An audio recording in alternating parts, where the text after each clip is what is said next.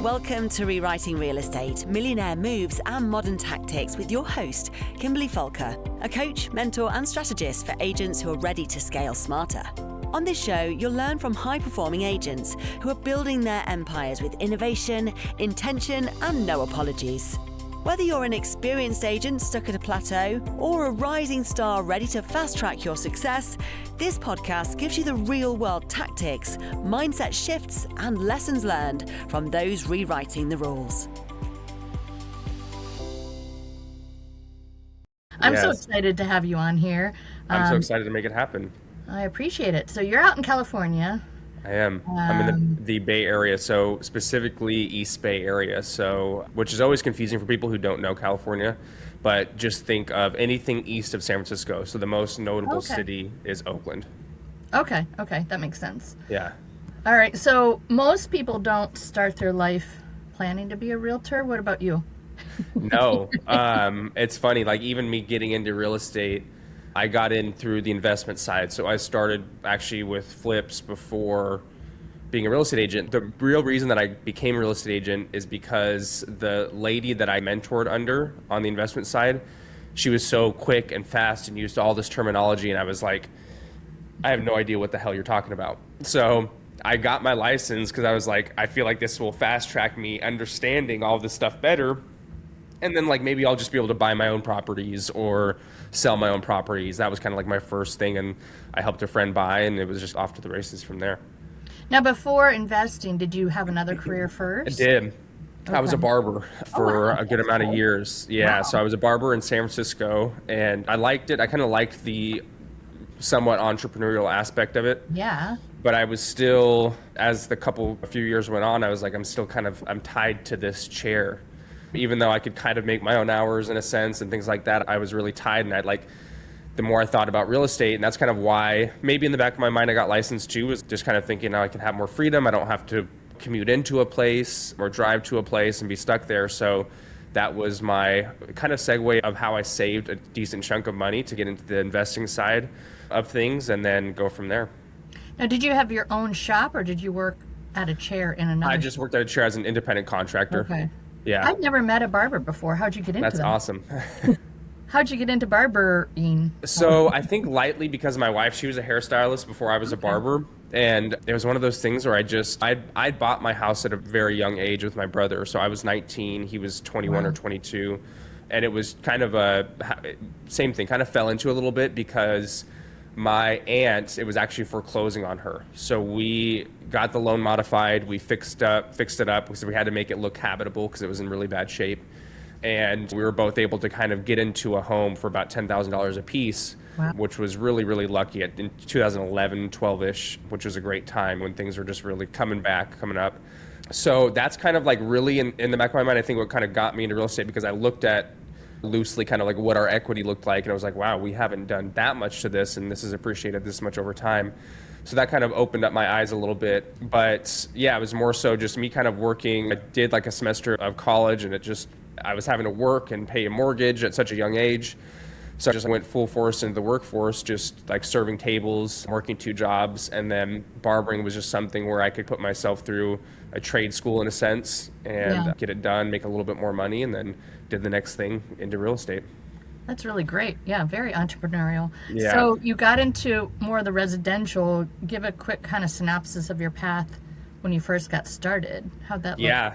It was horrible. I didn't know a single thing. You see people now where like there's so much things now. I think like teams were always a thing, but they're so much more prominent now over I would say the last 5-6 years. So you kind of have these super teams, or you call them teamerages, right? Where you can be a solo agent, but they still provide leads and all these different things. So when I first started, I just kind of started under somebody who really wasn't that active of a real estate agent.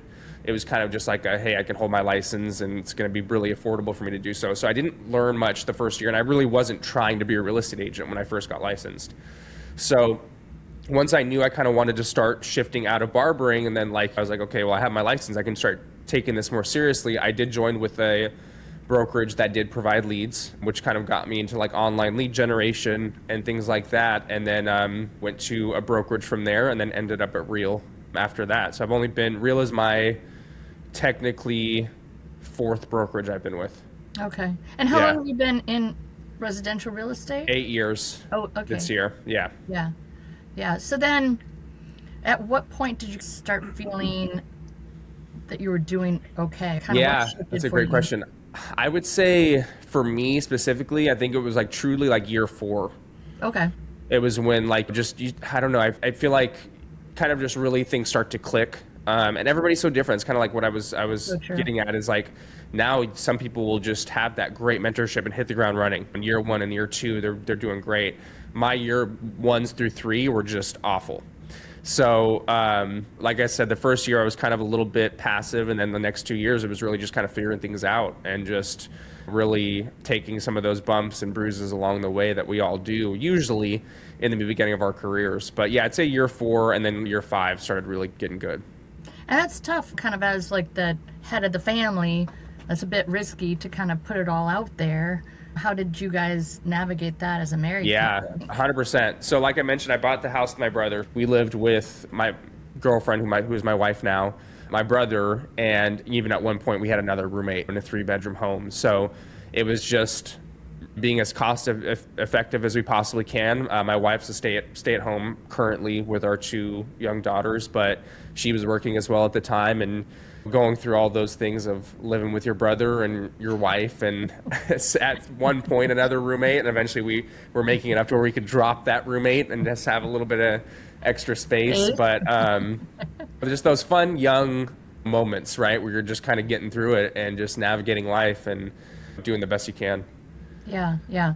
So at what point in your journey did you step into or lean into social media as an option for Yeah, lead I would generation? say about year 5 for Okay. me was when I really started seeing other people have success. And I think a big part of entrepreneurship is sometimes just knowing within yourself that you can do things, but then also seeing other people and thinking, if that person can do that, I really like what they're doing. I think I can do that thing too.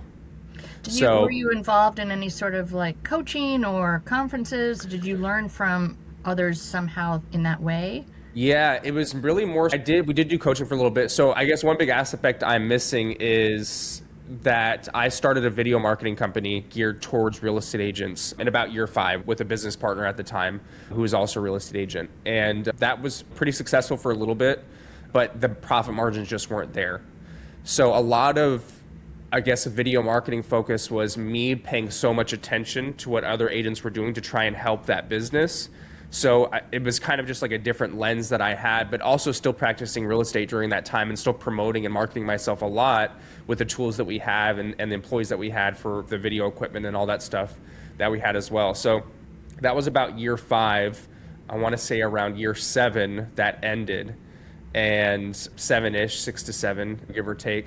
But that's also what just put me in that mindset. And during that time of having that video marketing company, we did have a coach, which then segued into me getting into Tom Ferry coaching and then other coaching as well in there. And then really didn't start attending conferences until that video marketing company as well, because it was really, that was our mindset, was to go to conferences, was to fuel that business, but then really realize how much I truly liked them for my own real estate business. And then really when that business shut down, my business just went through the roof. Really? Yeah. Why do you think? I think just focusing on one thing. I think not having a really, really established real estate business and then trying to build a new business on top of that was very, very challenging. I think people can definitely do more than one thing, but you really want to make sure things are very established first. So that's true. I also think that having just all that insight and all that just entrepreneurship and knowledge within myself, just knowing that, of course, there was a lot of times, and I still think that people who are in this industry for a very long time always contemplate getting out of it for one reason or another, whether it's just one bad transaction or whatever the case may be. But there was a point where I kind of was thinking that, right? Like, gosh, do I really want to do real estate? Is it just something that's there because I've done it for this long? And really, I found myself in about 2023, when I just had my first daughter, really struggling with lead generation, because it was right after 2022. Interest rates shot up. It was just a challenging time within itself. And I asked myself, I was like, do I really want to get out, or am I just slow right now? And I was like, if I did have plenty of clientele right now, I'd be happy. It's really just the fact that it's hard, and I have a newborn, and I'm taking a lot of time with a newborn, and the market isn't doing good. So that's really where that moment hit, where I'm like, I'm not doing it nearly enough marketing at this time. And that's where I really just went into a different approach of video marketing and home tours and just doing a lot. Which the home tours is what has become your unique Niche. identity, so to speak. And give a background on how that got started and how it's evolved and lessons learned along the way. Yeah, definitely. So at that time, what was really popular, home tours were a thing, but it was also when reels were only about, I think, a minute. It might have even been like 30 seconds or something. I forgot about that. You're right. Right. And a lot of people would start off their videos of their home tours they were doing with them. They would do like a selfie style. They'd say, this is what $1 million can get you in Oakland, California, and then get into it. So I've always been really shy to do what everybody else is doing at that time, in a sense, because I'm like, I want to be different. I want to stand out. So I just started mine off with just the front of the house, and then really realizing what I wanted to do was feature very unique homes, or the most unique homes that I could find in the areas that I serviced. So I started doing that and just starting off with the front of the house and saying like a hook of whatever that house may be. Like, for instance, this house looks like a straight up out of a fairy tale, you know, this storybook home, right? Something that was more compelling than me starting off with my face and then getting into something quick. So I also started on TikTok because TikTok was something that I used quite a bit, but it was also something that agents didn't use quite a bit. Right. And that really clicked with me when I realized that, and I searched kind of TikTok within my marketplace and saw what others are doing, and there really wasn't anybody doing much at all. So I did a kind of a slowed down approach, something that wasn't so quick. Instagram Reels, like I said, everything was had to be so quick and to the point. You had to get to it, you had to speed things up. Where TikTok, I was able to slow down, kind of do like 3 to 5 minutes, sometimes 7-minute tours, and it just really took off. And that was kind of the reckoning point of like, it's like, wow, this is clearly getting the engagement. Anytime you start getting more eyeballs or more engagement, or basically just seeing success within your marketing, I'm always big on, if you see that, like, you got to lean into it and triple down. So I really started doing that, and then it became, I was already doing a lot on Instagram, but from the success on TikTok, it became so easy to take that same format and style over onto Instagram and then have success with that on there as well.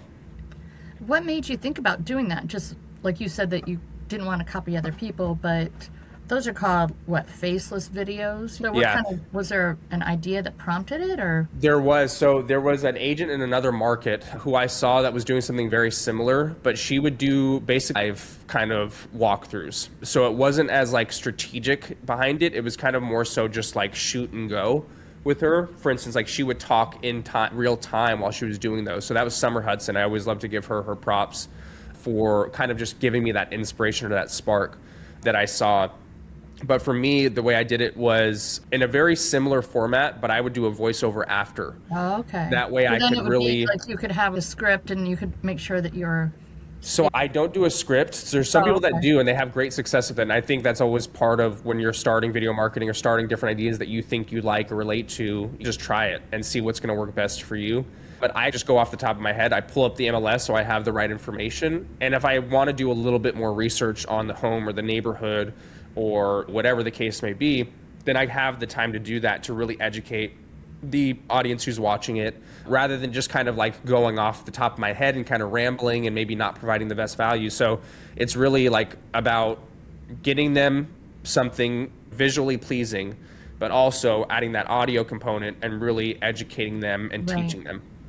So when you don't have a script, what you do then is you pull up your video and you just start talking at the video as if you're there. Exactly. Like, research first to know for sure that the countertops are marble versus quartz or something. A lot of the times too, that's a great thing to bring up. Like sometimes if I don't know if it's a soapstone or a marble, if I can't differentiate it just from my own experience, I'll ask the audience. I'm like, hey, I'm pretty sure these are a marble, but if someone wants to correct me, please let me know in the comments if this is something different. Oh, I love that. And then they'll do that too, which is always great for engagement. It's always great to just be like honest and transparent too. And I think that's much more. And a little imperfect, because then people want to teach you. Exactly. Yeah. Easy for them to, oh, I know more than this guy. I'm going to tell him what it is. And I feel like I got off topic about what I was going to answer your question for. But basically, a little bit of research ahead of time, kind of, but also when I'm doing my voiceovers, I can start and stop. I think that's the biggest thing that people kind of forget. Like they think, oh, it's a voiceover, so I have to go all in one go. Just like if I were there in real time, I have to go all in one go, which is not the case. So when I'm recording, I'm holding down the button and I'm talking about it. Hey, this is a 3-bed, 2-bath, 1,900 square feet. Stop the recording, start it right back up.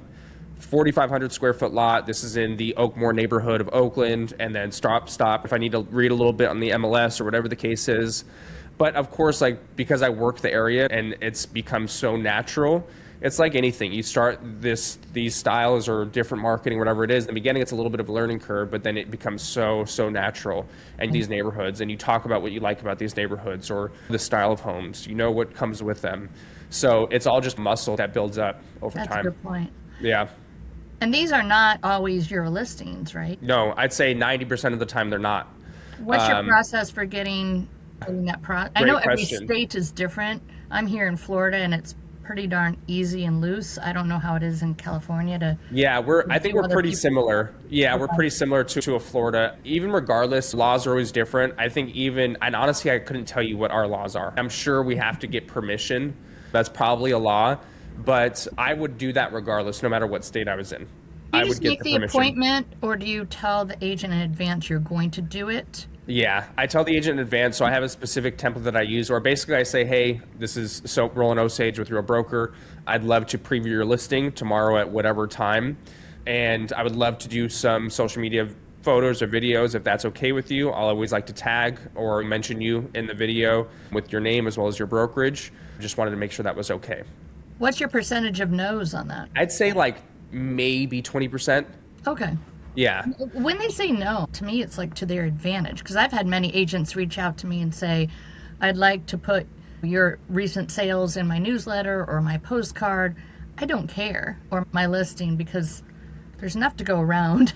I feel like any new eyeballs on any listing I have, I'm like, go for it. Yeah, and I would say like you are one of the smarter ones, clearly, right? There's also a lot of people who are they're threatened by, I would say, whatever it is, other people's success, or you're going to take their business away. You're going to take their business away, which is just to me, it's like really the stupidest thing, because you were hired to do one thing, and it was to sell that house. Of course, we all want to always get more business from the houses we sell. I think that is what we strive for at the end of the day. But if I feel like if an agent is threatened, it means they probably intrinsically feel like they're not doing enough. Yeah. So the most recent one I'm doing everything right for my people. If you want to help, exactly. That's yeah, fine. Exactly. The most recent one I had was she was like, no, and I was like, yeah, today I just had a little bit of time, and I was like, I'm just so curious. I just want to know why. What would be a no for you? I have a very big account, and it would be great exposure for both you and your client, because I would tag and mention and all that stuff. I just feel like it's more for your benefit than it is for mine. And it's of course, like, I usually don't even go that far. If it's a no, I'm just going to move on to the next one. But it is interesting to hear feedback on. It is, and usually I take it as their loss. But yeah, I think that's just what it is. There's also like a smaller team out here that is very like against me doing it, because they feel it's the same thing. They feel threatened. They feel like, oh, I'm going to take their business away. But it's funny because I've had so many agents that are so thankful. And they're like, we had so many people that came into the open house, and it was from your video. So I'm not trying to like, hey, let me do a video and hold your open house for you. Like, if I'm bringing people to your open house, that's more opportunities and more data for you guys. So not everybody gets it. And I think that us as an industry 5, 10, 15, 20 years ago, everybody's style was kind of like, don't tell anybody anything. 100%. But I think, and especially our brokerage is just good about being so open and sharing. And I just think that's the way to go about life. I think we get used to that collaborative feeling, and you forget, because I've been in 6 brokerages, and it's interesting in some of the very old school style brokerages, it's like everybody's hoarding their information. Yeah. I'm like, it's not that unique. Everybody has, and you could line you, myself, and 5 other agents on a wall, and why we would get chosen would be for different reasons. So it's like there's so much available in every single market, and the competition thing is so funny to me. It is. Let's just share all of our stuff, because how you do it, I could follow your formula 100% exactly how you do it. It's still going to be different. Yep. Someone would pick you over me always. It's just the way, you know? Yeah.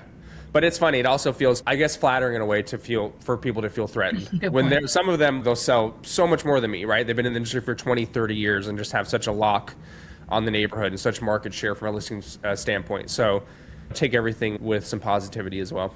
Absolutely. So you jumped into this and it started taking off. How long did it take before you saw that this was a concept that was viable?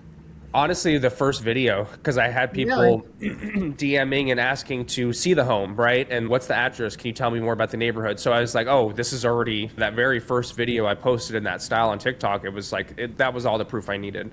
I would say you don't have to pay for leads. All of a sudden, it's a lead generation that's exactly more fun, more personal, and free.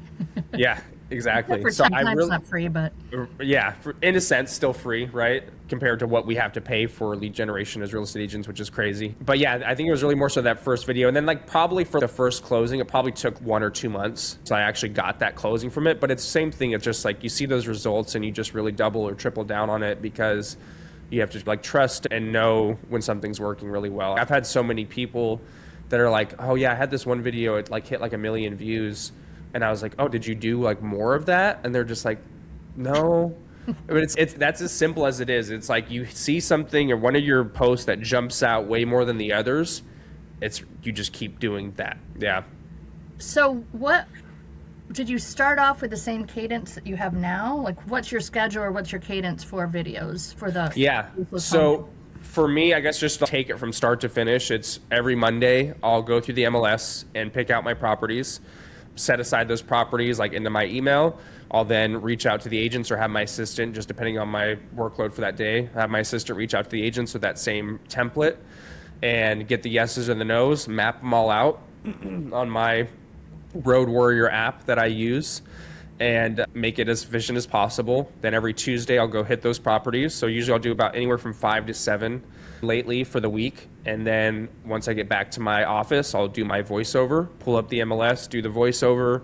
All 7 of them or all of them? No, I'll do usually 1 a day just to make it easy on myself. Sometimes if I have, oh gosh, I got a busy day tomorrow, I'm going to do 2 today, or I'll do 3 today and a couple tomorrow, whatever it is. So I'll do those voiceovers. And as far as like the cadence goes for the video, I just really try and find like the best shot of the front of the home. Start walking right in, have my gimbal that I use. Before I get into the property, I'll usually unlock the doors, try to turn on some lights, and start the tour off. And then sometimes in the back of my mind, I kind of know what I'm going to talk about in that voiceover. So I'll point at something specific or touch a countertop, open some drawers, test if it's soft close cabinets or not, just different things like that. So that's kind of the cadence. And then really I'm just trying to think on the fly of like the best hook when it comes to that voiceover. I'm trying to think of like, what is a great hook? So there's one video where there was like a creek in the backyard, right? So I'm going to mention that as a hook of like, stick around for this backyard. There's a creek at the end of the video you're going to want to take a look at. I posted one a couple of days ago that was, there was a tiki bar in the basement of the home. So I was like, if you're a fan of tiki bars, stick around. You're going to want to see this tiki bar at the kind of towards the end of this video. So different things like that where you want to try and go for that watch time or just hook that person in. Even if they're going to like fast forward the video and try and get to it after watching it for a minute, just something where I think that hook is the very most, not the very most important aspect, but a very important aspect to try and keep that viewer on the page. Yeah, that makes sense. Yeah. So then in a given week, you do Monday you find the properties, Tuesday you film the properties, and then from Wednesday onward you edit and publish. But in a given week, all said and done, what would you say, how many hours are you spending on this particular? I'd say on the high end, 10 hours. Okay. I think a more average would be so usually takes me about 9 a.m. to 1 p.m. So about 4 to 5 hours, like for that Tuesday of me filming the videos. Sometimes I break it up too, though. Sometimes I'll have different appointments scattered throughout those areas, and I'm like, oh, I'll just go do 2 today. I'm going to be back out there on Wednesday. I'll do 2 more then. If I'm doing a couple showings or if I have a walkthrough or inspections on a property or something like that. So sometimes it can vary a little bit, but if we're just breaking it down to like that Tuesday, I'm going to go film those properties. 4 hours of like physical time, 4 to 5, if I'm being a little bit more generous. And then the voiceovers take me about 15 minutes per voiceover to just, and then it's very, very minimal editing. I use CapCut and I use a DJI mic. So I have like right here, just a simple plug-in mic. It's really simple. So that's kind of like my setup. And I'd say, 7-8 hours and maybe 10 if it's a really, for whatever reason. Yeah. I'm curious, how come you don't do like a teleprompter or something to make it more simple? I don't know. I think it's just me stuck in my way of how I've done it. I think that the platforms are starting to favor a little bit more of like rawness into content, right? So I think that's like something that TikTok has always been really great at, is people just like ranting or setting up their phone and just going, you don't need a microphone. And I think Instagram is definitely taking a like to that. I think YouTube, it's always been a mix, right, of what hits on YouTube. I know of some people that do scripts and they do very well, but I think it's just one of those things where it's how just you started is how you're doing it. Yeah, and then at the same time just being like really just authentic as far as what I relate to. So TikTok is your primary platform. Do you put these same videos to other platforms as well every week? I do. So Instagram, I'll usually do about 1 home tour a week. TikTok will do about 5 to 7 per week. So out of that 5 to 7 I'm doing on TikTok, I'm usually picking the best one that I can for Instagram. Got it. Okay. And then haven't been as consistent on YouTube for YouTube Shorts, but that's another one that you easily can as long as it's 3 minutes or under. Same thing with Instagram, as long as it's 3 minutes or under. What about Facebook? Do you find any? It might go automatically to Facebook, but I don't really get. Yeah, but I don't really get the same reach on those. I know everybody's different. Like I've seen some people that just go crazy on Facebook, so it's always different. So you've been doing this particular Faceless video for how long now? About a little over 2 years. Wow. So consistently for 2 years you've been doing it. Yeah. And I've missed some days, weeks, especially like for instance right now, like being like a little bit sick. Like I should go out after this and do some baby too. And I'm give myself some grace. But I am forgetting, I'm like out for the week, right? So I should go after this and we'll see if I do. But I think in the very beginning, like it's really important to stay super, super consistent with what you're doing, especially if it's working, right? If I was doing anything else, if I was cold calling and it worked, or expireds or door knocking, you got to keep doing it to keep the things flowing. So if an agent wanted to start this and they didn't get that first big hit and they were feeling like just average response from it, what would you tell them? I would say pay attention to just the analytics, the views, right? If there was something that really stood out or one that really did like 1,000 views versus 300, your normal 300 views, really pay attention to what the difference may have been in that. Sometimes it's the home, sometimes it's the hook, sometimes it's the way that you filmed it. Maybe it was more smooth. Just pay attention to those things and really try to find out what it was that was different. I will say the most important thing is going to be the type of home that you're going to highlight. If it's going to be a very normal home, it's going to be easier for people to scroll off of it. That hook is going to keep people on. And then the quality, I think, at the same time. If you're really shaky, if you're not using a gimbal, that may turn some people off. I also think that if you're not doing a voiceover, some people have really good content without it where it works, but it's also a lot harder to build the trust, I think, without talking to people and educating people and just really teaching people something. Yeah, versus, oh, this beautiful refrigerator. It's actually, you want to be speaking to things that are educational versus just opinions. If you had, for instance, a refrigerator is a great one. If you're like, oh, I've had a client who had this refrigerator for 15 years and they loved it. You know what I mean? Or I keep seeing this refrigerator everywhere, so it must be a great refrigerator. I like that a lot. Yeah. And you mentioned smoothness. When you videotape your houses, do you do it all in one, like walkthrough as if you were walking through their house, or do you stop and start? Yeah, so I do. It's all kind of one consistent flow, which is another You never turn off the camera. I do sometimes. Sometimes I'll get a call in the middle of a video and it stops it and I gotta freeze, ignore the call, then start back up. Or sometimes it's like, it doesn't have to be like the perfect flow. It could be like, oh, you know what? This dining room's just calling me over here. I'm gonna go look into this dining room. And then sometimes I will edit out, like if I'm going from upstairs to downstairs. But like they already saw. And nobody wants to watch you walk up the stairs. Exactly. So let me just cut that part out if I want to just cut time down a little bit. Sometimes if it's a view, I'm going to go like right through. I'm going to go straight, give them straight to the view, and then get back on with the house. So it just totally depends. And I think that's just another thing of just you start learning as you go. Learning as you go, and then just doing whatever's calling you. It doesn't have to be like, okay, I'm going to hit the kitchen first and the dining. You don't have to map it out. I guess it's just not as serious as it would be if it was like you paying a videographer for a listing video. Good point. Yeah. How do you deal with burnout? Because 2 years of the same can start feeling like 2 years of the same. Yeah. Even though it might be paying off, how do you deal? Because it's bound to happen. It does, and it's definitely happened many times. Just losing motivation, just kind of Groundhog Day. That stuff definitely happens. I think just taking that time off when you need it. Like I've definitely taken just weeks off where I don't even care. And like, not punishing yourself. Yeah. Yeah, the world's gonna run. They're not.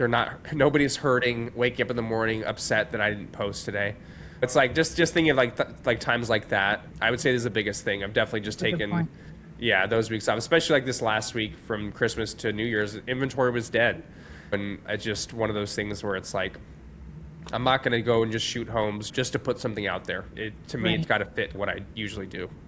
Which leads me, like you talk about burnout, but then in the burnout, what percentage of your business now is coming from this content?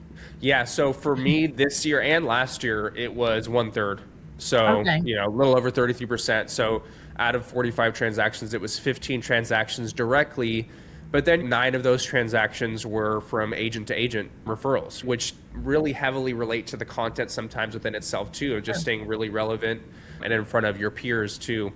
That's true. And then 4 of those were from referrals from past clients, and which also they're seeing a lot of the content. They're seeing a lot of the emails, just the natural algorithm that pops up on TikTok and Instagram. I would say like directly the 15, but also there's so much other ways that the conversion helps so much too within the content. So I would imagine for somebody that wants to try this and starts feeling the burnout or the frustration, they might be in chapter 1, you're in chapter 100, but you can now directly tie in your annual wealth to what you're doing. So it's no different than what you said before, like cold calling, whatever's working, but goodness gracious, this is less difficult because you're not dealing with cold calling where people can be angry, and you're learning your product, which you're trying to sell. So the more authority you have on it, and then, you're by yourself, you're not having to deal with angry people, and money is tied to it. So I could see why this would be a great method. There's so many great methods out there. Yeah. This, I think, could be or should be something that people at least try. Yeah, I agree. And of course, like I say this a lot, you don't have to do 6 or 7 or even 5 per week. Yeah, Bill Olson's a great example of that, where he's done really well with green screen videos, and he started doing home tours, and he does like maybe 2 or 3 a week, maybe. And the other thing, and I tell agents that I work with, the nice thing is you can actually capture some really great advantages by doing something like this. A, you're getting in your product. B, you can start becoming really knowledgeable on the price point that you aim to work in. So you can actually work from normal price point to luxury price point simply by touring luxury homes, because then you become a secondary expert on it. And then you are also creating a bit of social proof to the world that you're in those homes, so people assumptively think that those are your listings. Exactly. So it's like you actually can build the business that you aim to be in, even if you're a brand new agent. Get in the houses that you want to aspirationally sell, right? Yeah. My buddy Matt and I talk about that all the time, where it's like, even if you didn't generate a lead from it, like being able to familiarize yourself with it, get comfortable with it. Even if you're just putting it like out on social media, maybe didn't do great on social media, but you can still repurpose that into your email marketing. Like to the point of the refrigerator, but you could say, okay, in this price point, counters need to be this. Yep. Appliances need to be this. Floors are typically this. So it's like you start learning what are the necessities in a price point that is aspirational that you might not have. That's how I got into luxury. Is I started doing open houses for agents.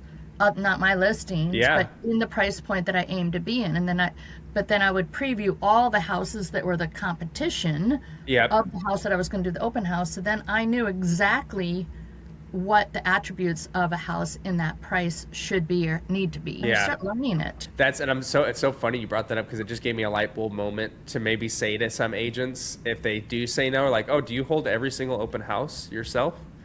Like, isn't it it's the same difference? If someone's going to hold an open house for you and they're going to get those leads from that, what is the difference of me doing a video? And to what that agent said to you about why she said no, because it's in it for you. Yeah. But how bad would it be that from my video, I bring you the buyer? Like, why is that a bad thing? Yeah. Well, of course I have some skin in the game. We all do. But yeah, say absolutely. My videos have brought buyers to listings that I've showcased. Right. I think that'd be a great comeback. 100%.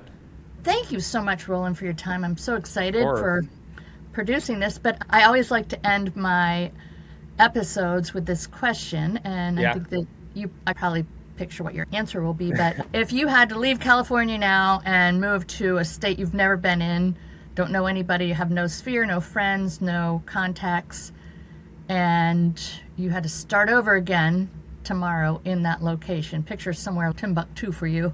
Yeah. What would you do to scale as quickly as possible to feed your family? Yes, that's such a good one. I thought you were going to ask me where would I move to, and I was like, oh gosh, it's probably going to... I don't care, I'll put you in Biloxi, Mississippi. Yeah, so I would say, hey, like at the end of the day, the two things that are really hot right now are green screen videos, the local content, and the home tours. So if I was really like, oh gosh, I just got dropped here and I really got to get business fast, I honestly would probably do that. Even though, like I said earlier, I used to tend to stray away from like what other people were doing. I would probably just go really in on that and just like really in on video marketing, whether it was YouTube with that style or Instagram or TikTok. Those are the two that I just really see people right now that, like I mentioned too, like we're struggling with lead generation, and they did that and they just really turned something into something from nothing.